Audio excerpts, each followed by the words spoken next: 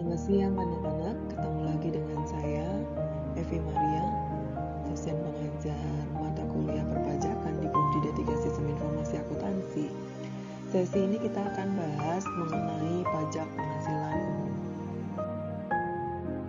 Setelah belajar di sesi ini, harapannya mahasiswa mampu memahami aturan pajak penghasilan, mahasiswa mampu menghitung dasar pengenaan pajak dan penghasilan kena pajak, kemudian mahasiswa mampu menghitung penghasilan tidak kena pajak, dan terakhir mahasiswa mampu menghitung pajak penghasilan.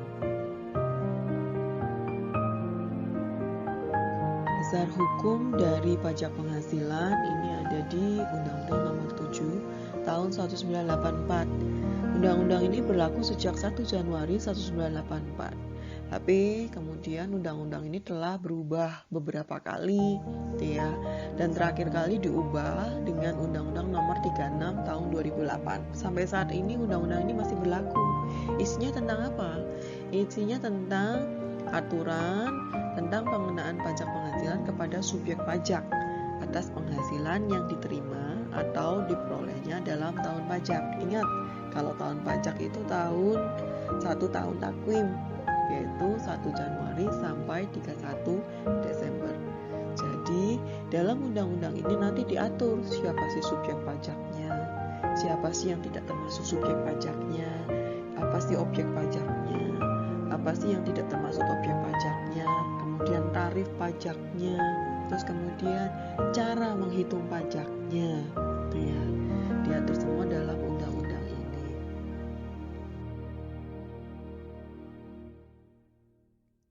Yang menjadi subjek pajaknya menurut undang-undang ini yaitu orang pribadi, terus kemudian warisan yang belum terbagi sebagai satu kesatuan menggantikan yang berhak. Kemudian ada badan itu bisa terdiri dari PT, kemudian CV, BUMN atau BUMD, kemudian firma, koperasi, dana pensiun, ya, organisasi sosial, yayasan, ya. Kemudian yang terakhir adalah badan usaha tetap.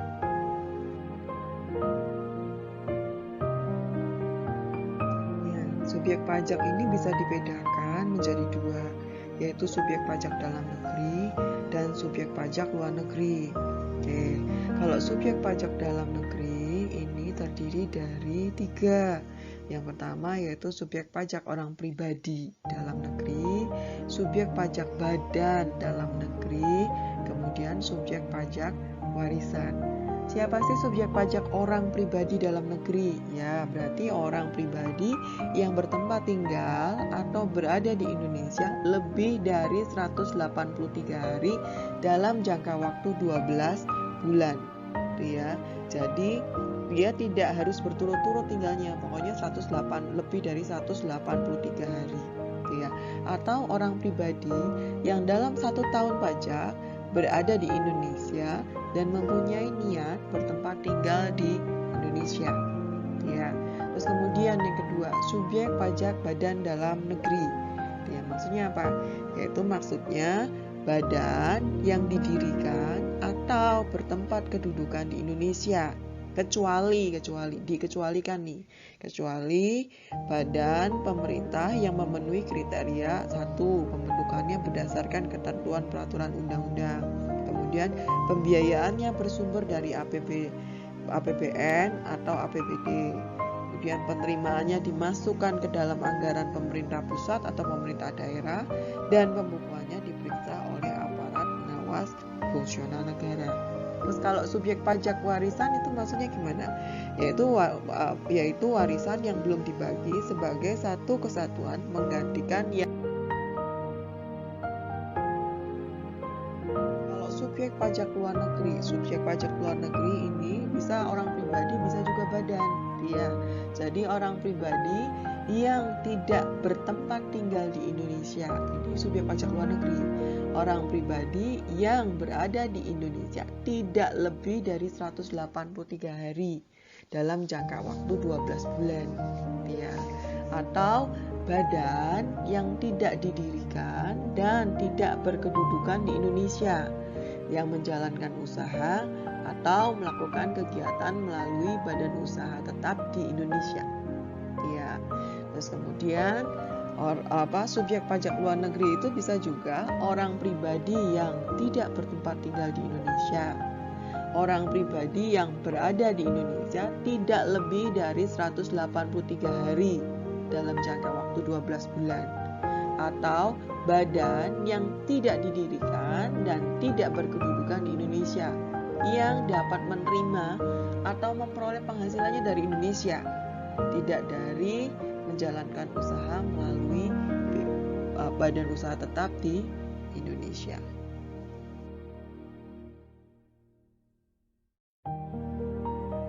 Yang tidak termasuk subjek pajak, ada kantor perwakilan negara asing. Terus kemudian yang kedua, pejabat perwakilan diplomatik dan konsulat atau pejabat lain dari negara asing dan orang-orang yang diperbantukan kepada mereka yang bekerja pada dan bertempat tinggal bersama mereka dengan syarat bukan WNI dan di Indonesia tidak menerima atau memperoleh penghasilan lain di luar jabatannya di Indonesia. Kemudian negara yang bersangkutan memberikan perlakuan timbal balik. Ya, maksudnya apa nih? Jadi kalau misalnya di negara mereka kalau di staf kita di negara mereka itu tidak kena pajak, berarti di staf mereka di negara kita itu tidak dikenai pajak. Ini adalah perlakuan timbal balik. Ya. Kemudian apa lagi? Organisasi internasional. Dengan syarat apa? Indonesia menjadi anggota organisasi tersebut, tidak menjalankan usaha atau kegiatan lain untuk memperoleh penghasilan dari Indonesia selain pemberian pinjaman kepada pemerintah yang dananya berasal dari iuran para anggotanya. Terus kemudian yang terakhir adalah pejabat perwakilan organisasi internasional. Syaratnya apa? Bukan WNI. Tidak menjalankan usaha atau kegiatan atau pekerjaan lain untuk memperoleh penghasilan dari Indonesia.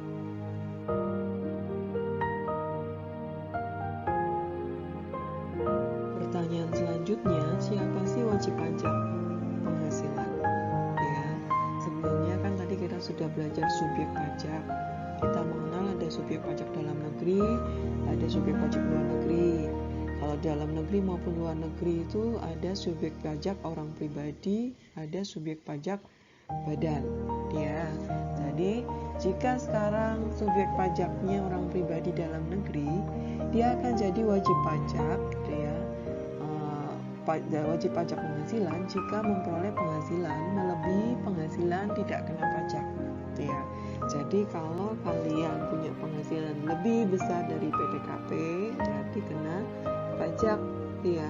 Tetapi kalau kurang dari PTKP, ya berarti kalian dianggap belum sejahtera oleh pemerintah sehingga tidak dikenai pajak. Nah, kemudian kalau subjek pajaknya itu adalah perusahaan atau badan di dalam negeri, maka dia akan menjadi WP sejak kapan? Sejak didirikan perusahaannya atau berkedudukan di Indonesia. Jadi besok kalau kalian jadi pengusaha, punya perusahaan, sejak perusahaannya didirikan, maka perusahaan Anda adalah wajib pajak badan dalam negeri. Ya, jadi wajib bayar pajak. Kemudian kalau subjek pajaknya luar negeri, baik orang pribadi maupun badan akan menjadi WP karena apa? Karena dia menerima penghasilan yang sumbernya dari Indonesia.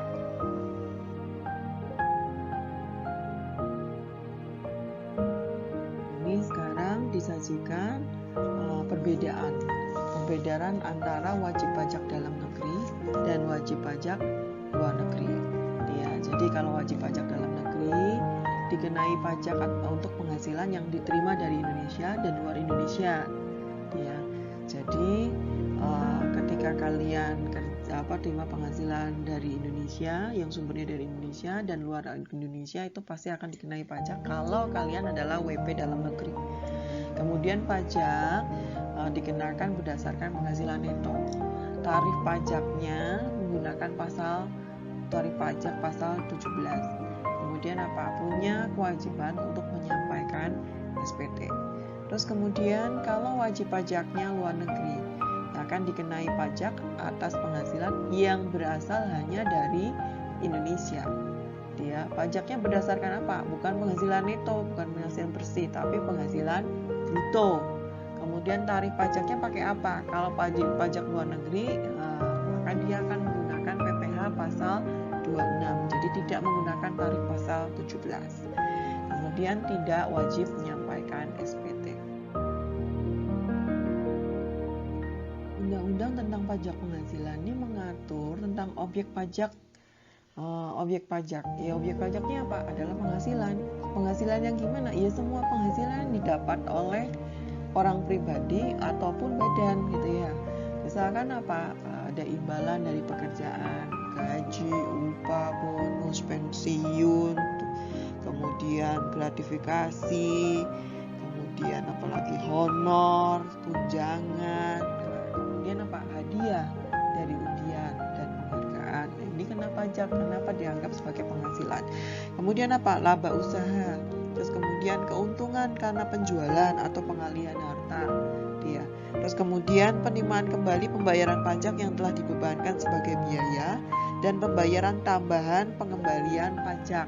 Kemudian apa? Bunga, dividen, royalti, sewa, penerimaan atau perolehan pembayaran berkala, keuntungan karena pembebasan utang.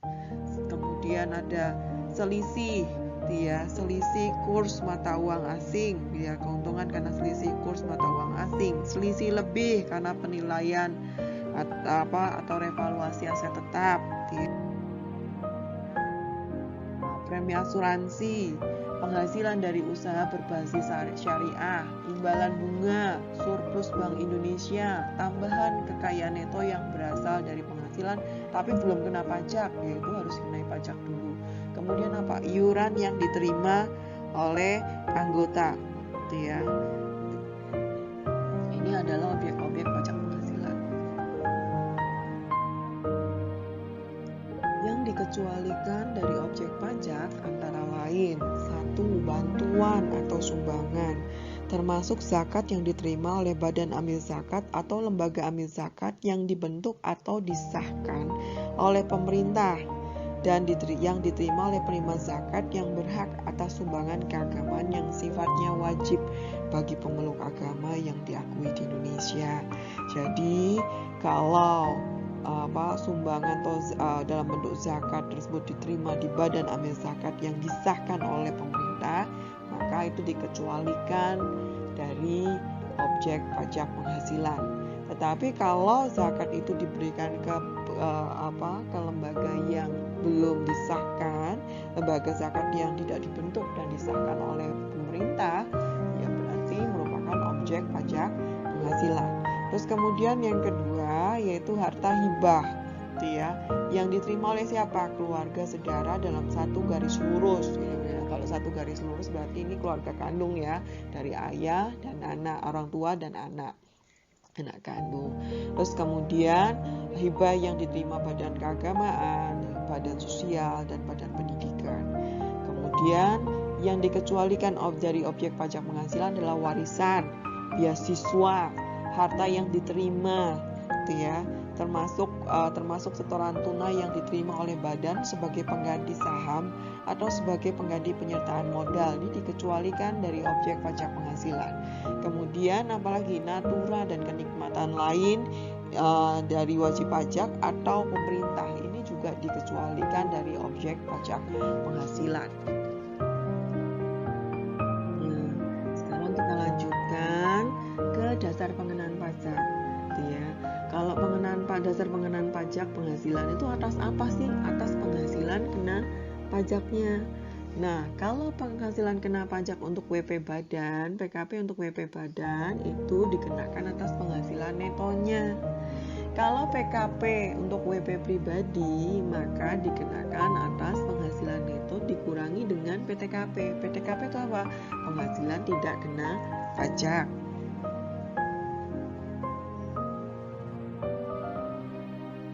Sekarang metode perhitungan penghasilan netonya, Jadi kita bisa menggunakan dua metode, bisa menggunakan pembukuan, bisa menggunakan norma penghitungan penghasilan neto gitu ya. Tetapi pilih salah satu saja, jangan pilih dua-duanya dipakai gitu ya. Anda putuskan mau menggunakan pembukuan atau mau menggunakan pencatatan. Kalau pembukuan kalau misalnya pencatatan nanti akan menggunakan norma penghitungan penghasilan neto ya. Kalau misalkan pembukuan, maka menghitung penghasilan kena pajak WP badan. Tadi kan penghasilan kena pajak WP badannya kan penghasilan neto. Nah, penghasilan netonya dihitung dengan cara apa? Penghasilan bruto dikurangi biaya-biaya yang diperkenankan oleh Undang-Undang PPh. Gitu ya. Jadi biaya-biayanya apa saja? Ada nanti di listnya gitu ya. Biaya-biaya yang boleh dikurangkan gitu ya. Dikurangkan sebagai dalam penghitungan penghasilan kena pajak gitu ya. Kena pajak. Begitu juga dengan WP badan gitu ya. Jadi WP badan juga begitu, penghasilan neto dikurangi PTKP. Caranya menghitung penghasilan netonya gimana? WP pribadi yaitu berarti penghasilan bruto dikurangi biaya-biaya yang diperkenankan Undang-Undang PPh. Kemudian baru dikurangi PTKP.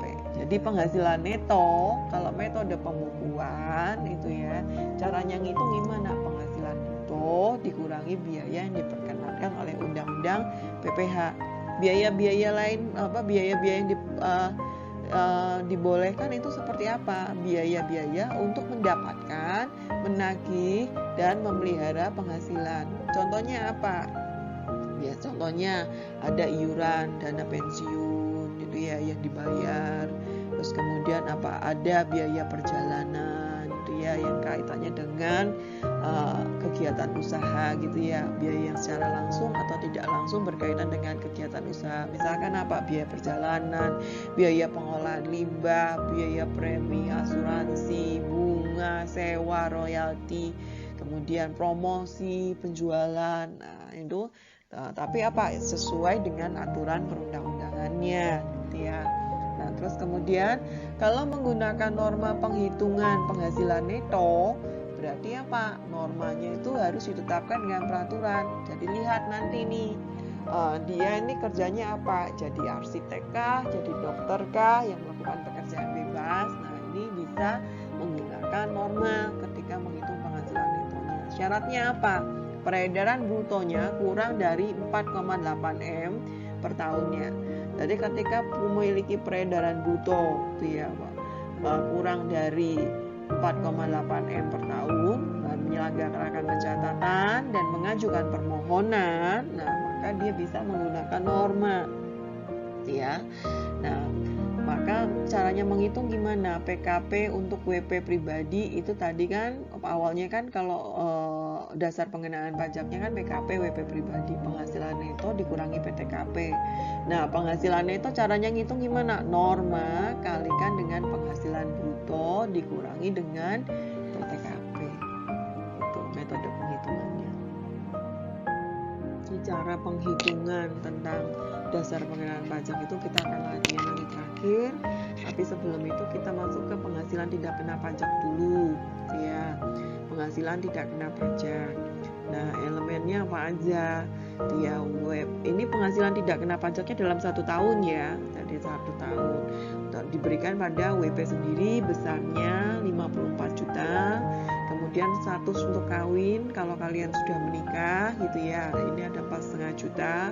Kemudian tanggungan per orang dengan jumlah maksimal 3 orang tanggungan. Jadi kalau kalian punya anak atau punya adik yang sudah yatim piatu gitu ya, itu akan menjadi tanggungan kalian. Terus kemudian punya bapak atau ibu yang sudah tua, tidak bisa bekerja, tidak bisa menafkahi hidupnya dirinya sendiri, maka itu menjadi tanggungan kalian. Boleh ya, Anda akan istilahnya ini mendapat subsidi dari pemerintah bahwa penghasilan kalian itu yang tidak kena pajak adalah 4,5 juta untuk 1 orangnya. Kalau ada 3 tanggungan ya berarti kalikan dengan 3. Nah, terus kemudian kalau misalnya suami istri sama-sama kerja gitu ya, jadi nanti PTKP-nya apa? Ya tetap nanti kalau penghasilannya digabung gitu ya, PTKP bagi istri yang penghasilannya digabung ya tetap dapat yang kawinnya. Iya, 4,5 juta. Jadi dia dapat WP sendiri 54 juta, dia dapat WP punya suaminya sendiri 54 juta, terus tambahkan dengan kawin ini PTKP bagi istri yang penghasilan digabung yang kawinnya itu sebesar 4,5 juta. Untuk lebih jelasnya nanti akan kita bahas di latihan cara menghitung PTKP. Oke, sekarang kita contoh menghitung PTKP. Ratna belum menikah, memiliki ayah dan ibu yang sudah tidak bekerja. Berarti statusnya apa? TK ini tidak kawin, dalam arti masih lajang gitu ya. Terus kemudian tanggungannya berapa? Tanggungannya ayah dan ibu yang sudah tidak bekerja, berarti tanggungannya 2. Maka perhitungan PTKP-nya yaitu WP gitu ya. WP-nya kan tadi dalam 1 tahun tuh WP-nya 54 juta. Kemudian tanggungannya berapa? 2. Karena kan dia nggak kawin kan, belum kawin kan, berarti nggak dapat yang PTKP kawin gitu ya. Jadi itu abaikan, sekarang tinggal 2 kali dengan berapa? 4.500.000, berarti 9 juta. Maka PTKP-nya dalam 1 tahun 63. Jadi kalau kalian punya penghasilan 1 tahun itu hanya sebesar 50 juta, PTKP-nya 63 juta, berarti apa? Kalian tidak kena pajak ya. Tetapi kalau misalkan penghasilan kalian adalah sebesar 70 juta dalam 1 tahun ya, kemudian PTKP-nya 63 juta, berarti kalian kena pajak. Tapi yang kenanya bukan yang 63 jutanya, tetapi yang kena pajaknya 70 kurangi 63, hanya yang 7 jutanya saja yang dikenai pajak. Nah, kemudian contoh kedua, menghitung PTKP. Randi menikah, belum memiliki anak, tapi memiliki tanggungan ibu yang sudah tidak bekerja. Dia terus gitu berarti nikah, kemudian tanggungannya berapa? Tanggungannya tadi belum punya anak toh, kemudian ibunya sudah tidak bekerja, berarti 1. Nah, kemudian berarti perhitungan PTKP-nya WP 54 juta. Kemudian ingat karena dia sudah menikah, K-nya dapat di 4,5 juta. Kemudian tanggungannya berapa? 4,5 juta. Sehingga PTKP-nya adalah 63 juta. Terus selanjutnya contoh menghitung PTKP yang ketiga. Andreas menikah, istri bekerja dan memiliki 2 orang anak. Penghasilan istri dan suami digabung. Nah, maka apa? Statusnya kawin dia, kemudian istri dia istrinya kerja gitu ya. Kemudian tanggungannya berapa? 2. Maka ketika digabung maka PTKP-nya WP, ingat WP-nya 54 juta, istrinya 54 juta, kawinnya juga dapat gitu ya, karena dia kan nikah, maka apa? K-nya juga diberikan 4,5 juta. Kemudian tanggungannya berapa? Tanggungannya 2 kali 4,5 juta, berarti 9 juta. Sehingga total PTKP-nya adalah 121,5 juta. Itu ya, ini untuk penghasilan yang suami istri digabung, sama-sama kerja suami istri digabung gitu ya. Sehingga kalau saya mau buatkan tabelnya gitu ya. Nah, ini PTKP. Jadi kalau PTKP untuk laki-laki atau perempuan yang masih lajang, kalau dia sendirian belum menikah, nggak punya tanggungan, ya 54 juta. Punya WP-nya aja. Tapi kalau dia punya tanggungan 1, ya tambahkan 4,5 juta, 58,5. Demikian seterusnya. Nah, kemudian kalau PTKP-nya laki-laki kawin, laki-laki menikah gitu ya. Nah, berarti apa? Kalau misalnya kawin, kemudian dia belum tahunya tanggungan, nggak ada tanggungan sama sekali, itu 58,5 gitu ya. Ingat, ini kenapa kok terakhirnya 3? Tadi kan bilang ada aturannya maksimal 3 tanggungan. Nah itu. Nah ini PTKP suami dan istri digabung. Ya, jadi suaminya kerja, istrinya kerja, penghasilannya digabung. Jangan lupa tambahkan I. I-nya berapa? I-nya 54 juta juga. Berarti 54 juta tambah 54 juta. Iya. Terus tambah dengan 4.500.000 punyanya si K-nya ini, berarti 112,8 5 juta. Demikian seterusnya. Oke, selanjutnya tarif pajak pasal 17. Ini sudah dipelajari ketika sesi 1 dasar-dasar perpajakan, dan cara menghitungnya sudah diberikan contohnya di dasar-dasar perpajakan. Jadi buka lagi video tutorial sebelumnya, ya. Nah, tarif pasal 17 untuk WP pribadi ini adalah lapisan penghasilan kena pajak. Jadi kita menggunakan dasar tarifnya yang progresif. Ada 5% kalau lapisan penghasilan kena pajaknya 0 sampai 50 juta. Kemudian 15% di atas 50 juta sampai 250 juta. Kemudian 25% di atas 250 juta sampai dengan 500 juta. Kemudian di atas 500 juta dikena 30%. Ya. Cara aplikasinya lihat di video tutorial sebelumnya. Kemudian untuk tarif pasal 17 khusus untuk badan dan badan usaha tetap itu adalah 25%. Jadi ini nggak pakai progresif ya. Jadi tarifnya tetap 25%. Tapi ada pengecualian. Pengecualian itu apa? WP badan dalam negeri bentuknya PT. Jika 40% sahamnya diperdagangkan di BEI, dia akan memperoleh tarif 5% lebih rendah dari tarif yang berlaku. Jadi nanti tarifnya hanya kena 20%. Kemudian ketika WP badan, tapi syaratnya harus dipenuhi ya. Dia bentuknya PT, kemudian 40% sahamnya diperdagangkan di BEI. Nah, kemudian WP badan dalam negeri dengan peredaran bruto sampai dengan 50 M, maka memperoleh pengurangan tarif sebesar 50%. 50% dari mana? 50% dari yang tadi, yang 25% tadi. Tarif pasal 17-nya untuk badan dan BUT kan 20%. Jadi 50% dari 25% tadi. Ya, yang dikenakan atas PKP dari bagian peredaran bruto sampai dengan 4,8 M. Oke, ini agak komplikasi, nanti agak rumit gitu ya kalau dipelajari dipahami secara teks begini. Nanti akan lebih jelas ketika kalian masuk di contoh soal. Nah, ini cara penghitungan pajaknya. Cara penghitungan pajak untuk pajak penghasilan badan. Tadi kan kita sudah belajar penghasilan kena pajak, ya kan?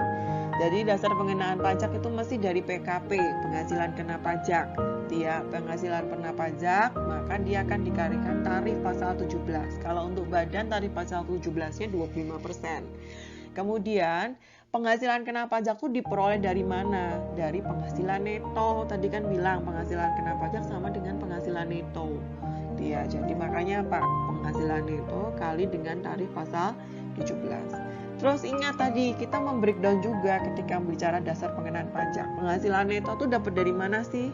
Penghasilan neto itu diperoleh dari penghasilan bruto dikurangi biaya-biaya yang diperkenankan Undang-Undang PPH. Biaya-biaya apa aja? Biaya yang terkait dengan menagih gitu ya, menagih, kemudian untuk mendapatkan, menagih dan memelihara penghasilannya. Nanti ada listnya, nanti silakan lihat di undang-undangnya. Jadi saya juga nggak hafal gitu ya ketika perpajakan ini yang dilakukan adalah ini boleh atau tidak boleh. Nah, itu kalian lihat di klausa di dalam undang-undangnya. Kemudian kalikan dengan tarif pasal 17. Ya. Terus kemudian pajak penghasilan orang pribadi. Sama, prinsipnya sama, yaitu penghasilan kena pajak kalikan dengan tarif pasal 17. Kemudian caranya menghitung penghasilan kena pajak gimana sih? Kalau untuk orang pribadi ingat ada PTKP-nya. Jadi penghasilan neto dikurangi dengan PTKP kalikan dengan tarif pasal 17. Kemudian kalau penghasilan neto itu cara menghitungnya gimana? Berarti penghasilan bruto kurangi biaya yang diperkenankan Undang-Undang PPH gitu ya. Kemudian kurangi dengan PPKP kali dengan tarif pasal 17. Tarif pasal 17-nya yang mana? Lihat untuk yang orang pribadi, tarif pasal 17 untuk orang pribadi itu yang progresif. Sehingga nanti jangan pakai yang 25%. Kalau 25% itu punyanya badan.